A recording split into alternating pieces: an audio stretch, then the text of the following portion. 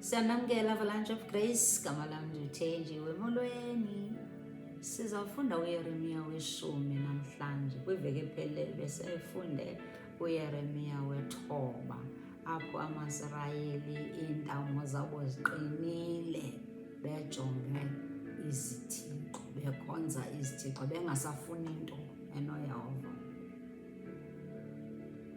Bede ngoku beselwa bodwa ukulwini, bekhombana lo uthe wathi lo wathi, utyhole besengenile ke ngoku bexabana bodwa. Ithetha ntoni laa nto kum nawe? Into yoba kunethi nje ubone ukuthi niyaxabana nodwa niyifemeli, funeka wazi uba kukhona unyawo lwemfene. Senze njani? Siye kuYehova.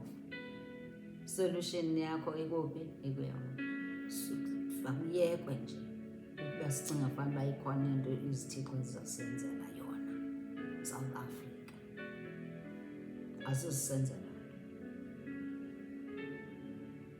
Evesi yokuqala ethi ubudenge bonqulo, ithi heading ubudenge bonqulo zithixo. Ubudenge obo, iBhayibhile ithi bubudenge. Nawe kufuneka uyazi ngobudenge.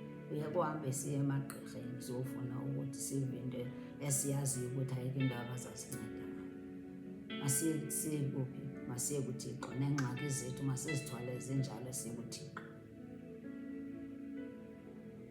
Liveni ilizwi alithethayo kuni uYehova, ndlu kaIsrayeli, ndlu yaseSouth Africa. Manje leli lizwi liza kuthi mzontsundu, liza kuthi mawethu, liza kuthi konakele. Verse 2. Utsho uYehova ukuthi musani ukuziqhelisa indlela yentlanga, ningaqhiphuki umbilini imiqondiso yezulu, ngakuba iintlanga ziqhiphuke umbilini yiyo. Verse 3. Ngokuba imimiselo yezizwe ayinto yanto. Thethwa ngezithixo ukuthi njena yi-warning phela le, ukuthi njena ayikho nto, azinto yanto ezi zithixo. Kuba izithixo zingumthi, uthi zingumthi nje ogawuliwe ehlathini, sisenzo nje sezandla zengcibi ngezelo. Kufana nje nento uthenge uthathe phaye umthi wokucanda wenza nje, sisithixo nento. Fana nesikhuni nje, asiphefumli, asikwazi nothetha. Verse 4. Izivathiso zesilivere nangegolide baziqinise ngezikhonkwane nangezando, ukuba zingayexa-yexi, zingagexagexi. Verse 5. Uthethe ezi zithixo zawo ukuthi ayikho into, azinto yanto izinto. Fana nje nesikhuni osikhapayo, waza wasifakela izikrufu wasenza ukuthi singayexa-yexa. Wafaka nesilivere, faka negolide, uthi sisithixo le, sidlula uYehova loo nto. Verse 5. Uthi zinjengentsika echweliweyo, azithethi, zimelwe ukuthwalwa ngokuba zingenakuhamba. Musani ukuzoyika, uthi mazibuba abantu mabayeke ukuyika izithixo, kuba azinakwenza bubi kwanokulungisa, azikwazi nolungisa. Uthi uYehova i-warning le, thetha nathi ukuthi ezi zithixo sikholelwa kuzo azikho nento ezizayenza, akho zazizikwenza nto, azikwazi nothetha, azikwazi nokuma. Kodwa amaSirayeli ayethanda zona ukudlula uYehova. Nathi ke South Africa sithanda zona ukudlula uYehova. So worst 6. akukho namnye unjengawe Yehova. Yabona ke ngoku kuqhathaniswa, kuthelekiswa uYehova ophilileyo, onamandla, umdali wezulu nomhlaba, umtriniti wezulu. Bamqhathanisa nezithixo. Umqhathanisi wena empilweni yakho ngoba ungamandla. Ilizwe eli lidalwe yonke into elapha ezweni yenziwe nguye. Uba ulandela yena, ulandela uThixo ukumkani obungunaphakade, eternal God, the everlasting one. His kingdom will never be shaken. Instead, he's going to shake all these other kingdoms from hell. Verse 6. Uthi akukho namnye onjengawe Yehova. Umkhulu wena, uyambonga. Likhulu igama lakho, linobugorha. 7. Kubani na ongeze akuyike kumkani wentlanga. Siyamoyika nyani. Uba awumoyiki wena, namhlanje funeka umoyike. Funeka umoyike ngoba umkhulu. Hallelujah, he's a holy God. Kubani na ongeze akuyike kumkani wentlanga, ngokuba kufanele ukuba phakathi kwezilumko zonke kwentlanga, phakathi kwezikumkani zonke, akukho namnye njengawe. Ngoyena sinele ukumphakamisa, siphakamise, simhonarishe, siphakamise udumo lwakhe, sithi umuhulu, umoreno, umkhulu Yehova, kakho ongalinganiswa nawe. Singamlinganisa ngani kodwa? Singamlinganisa nani? Balwa naye, he is undefeated. Funeka yazi ukuthi abalwa naye akahluleki, kahlulwa lutho. Funeka futhi into ekufuneka bayazi abantu abangamfuni uYehova, eyokuba mabahlukane nabantwana bakaYehova. Yabona buka walwa noYehova, wathumela zonke lezi zinto zakhe, azoziwini. He is undefeated, uyabalwela abantwana bakhe. Uyadlala wena, uyadlala. 8. Uthi zizityhakala zeenyambi zodwa, uqeqesho lwento engento ngumthi. Uthetha ngezithixo, uthetha ngezezigugo. Uyazibona ngoku kuzonikwa ilayithi. Khona abantu abangenalayithi, abangawazi nomahluko phakathi koYehova, umnikazi wezwe kunye nezithixo. Babona nje.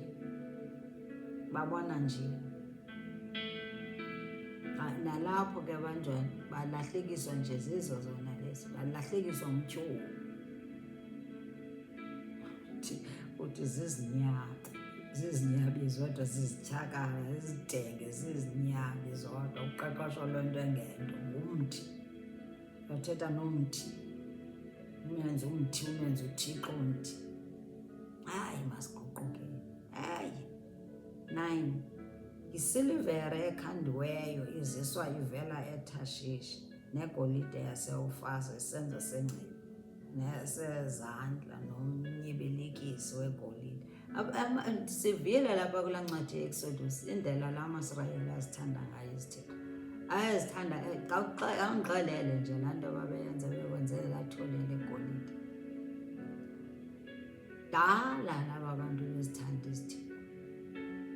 Baziqhela baziqhele iphutha. Iingqondo ezazabo azikakaphumi iphutha. Basahamba nalaa nto, into ethetha into yokuba zange bahambe bodwa. YayingengomaSirayeli loo nto, yayingxubevanga, ayikhona mayiphutha.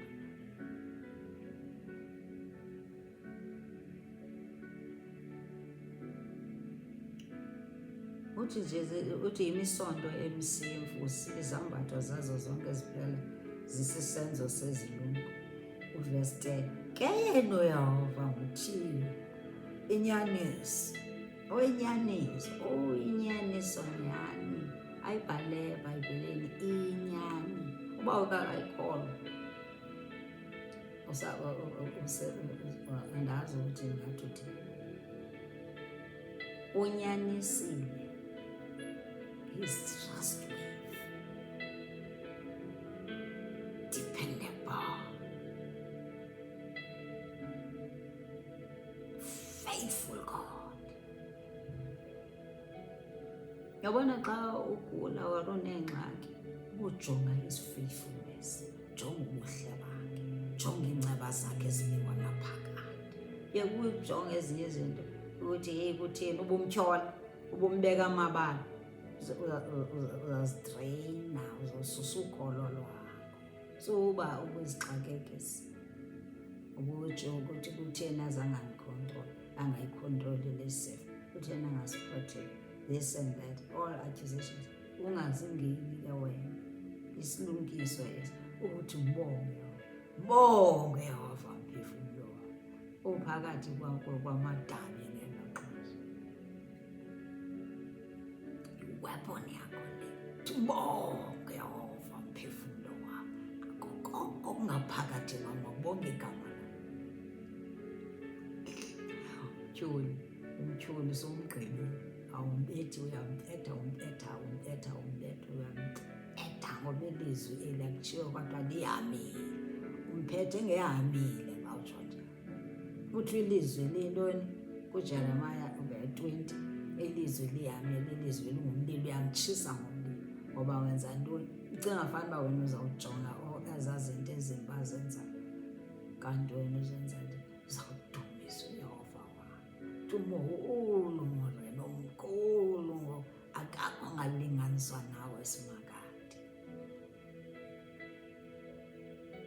Verse 10, ke yena uYehova nguThixo wenyaniso, nguThixo ophilileyo, uyaphila, ukumngani ongunaphakade. Ihlabathi liyanyikiwe uburhalarhume bakhe, neentlanga azinakuluthwala ubhavumlo lwakhe. Verse 11, notsho kubo, this one, notsho kubo ukuthi bona ooThixo abangalenzanga izulu nehlabathi bayakudaka. AbaThixo abangenzanga izulu nomhlaba bayakudaka, bawuphelele emoyeni, useless. 12, ke yena ngulo wenza ihlabathi. Psalm 24, athi likaYehova ihlabathi nenzaliseko yayo, limiweyo nabahleli kulo, yena waliseka phezu kolwandle, walizinzisa ubani? LikaYehova mana laa hlabathi, likaYehova ihlabathi, ubuhlala phezu kwalo. iBhayibhile inyani, hlala phezu kwalo knowledge, ingena apha engqondweni ukuthi iBhayibhile ithetha inyani. LikaYehova ihlabathi nayo yonke into yakhe, ulowenza ihlabathi ngamandla akhe, uluzinzisa elimiweyo ngobulumko bakhe, waneka izulu ngengqondo yakhe. Verse 13, wakubona ukuba kukho isithonga sokwenza kwakhe, ingxolo yamanzi ezulwini, unyusa amafu esiphilweni sehlabathi, imvula uyenzela imepala, arhola umoya woku koovimba bakhe. Verse 14, uba sisityhakala wonke umntu ongenakwazi ukudaniswa, wonke umnyibilikisi wegolide. Chaza ke ngoku 14, chaza ukuthi sityhakala zizitenga abalibele ukunyibilikisa igolide. Akasincede uThixo, akasincede zi-end times. Siyabacela Yesu, baphefumlela abantu abakude nawe, baphefumlele moya ongcwele, moya ongcwele, umoya wakho mawuye kuma-communities, kwiilali Jesu, ebumnyameni, ngonyama yezulu, simnyile sithi sithembe wena. bathembele kuwa bazobadaniswa.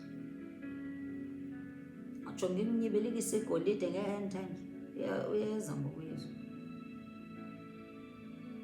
Welibele imifanekiso eqingqiweyo naye umfanekiso wakhe otyidiweyo noqendiweyo bubuxoki, awunawo nomoya.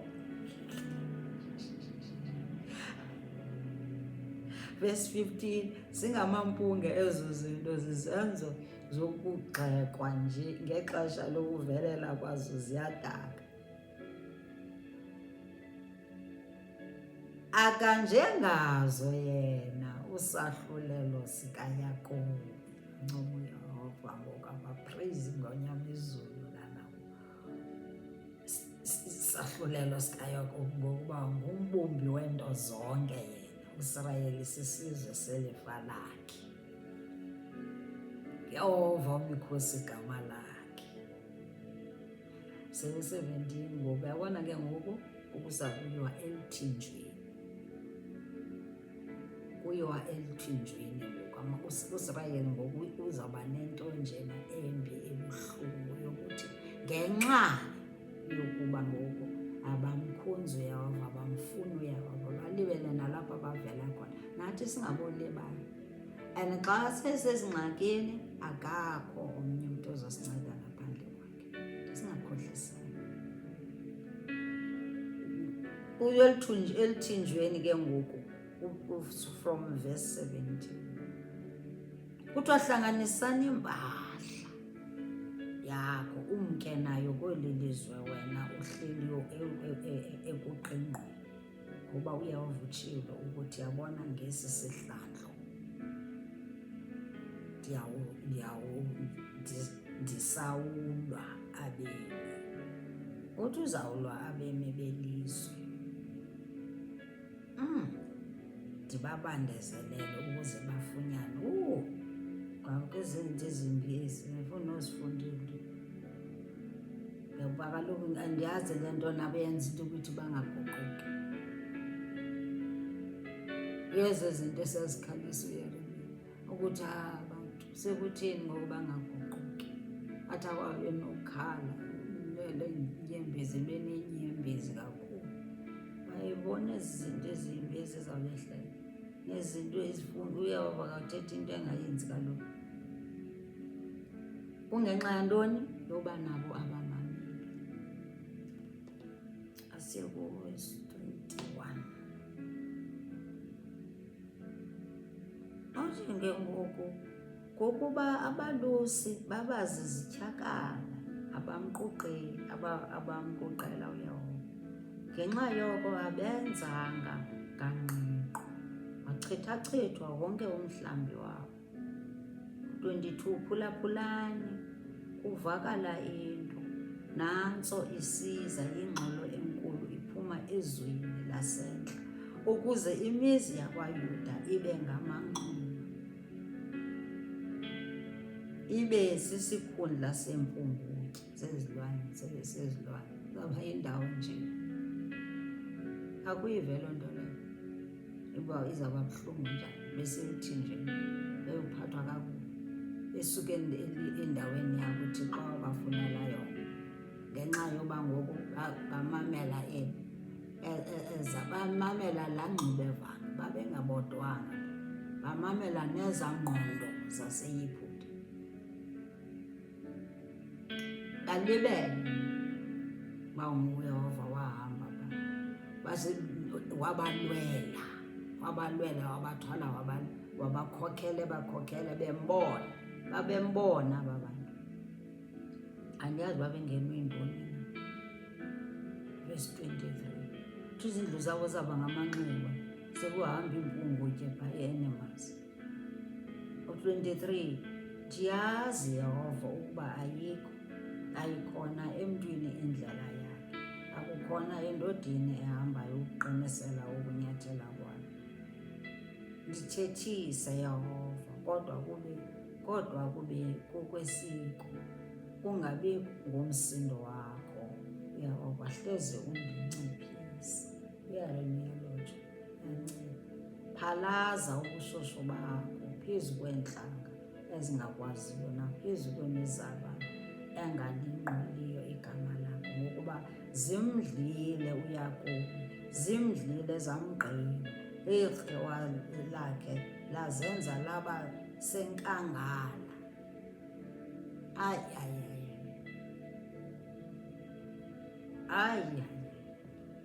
Afrika, masibuyeleni kuYehova. Nathi sidlile thina impilo zethu azimelanga uba zinje, ilizwe lethu alimelanga libe nje. Awuziboni ngani izinto ezenzekayo ezimbi la? Awuyiboni na ukuthi nje ngenyani yana sikude noYehova? Ezi zinto ezenzeka zichaza into yoba asenawo wisdom of God. Baphatha usuka kubaphatha abangamhloniphi uYehova, abangamfuni, kungenxa yokuthi nje i-wisdom abayifuni uYehova. Balawulwa zizinto zomhlaba, greed, ukurhala, ubumenemene, chaza ezi zinto, ulwimi, zonke izinto ezithathwa apha kwincwadi kaYeremiya. Ake siyifundeni le ncwadi kaYeremiya, asiyifundeni ngoba sithi apha ngamazwe ethu. Xa sisukele kuYehova zinintsi izinto ezimbi ezizasehlela. Thina ke South Africa siziqalile kuthi, siqalile thina. Akasincede uYesu, sincenge, siyacenga ukuthi nje naBaba, touch their hearts Lord, baguqule, yakwenzeka intando yabo. Nathi asizuyeka uthetha ngoYehova ngoba bengamfuni, asizuyeka uthetha ngoYesu. Nathi masikhuthazekeni, sihambe sibaxelele, uzazithatha wena iintliziyo zabo, sibaxelele ukuthi mabaze kuYesu Kristu. Akafuni uYesu ngabo, ubathanda. Enkosi kakhulu, God bless you. Jesus.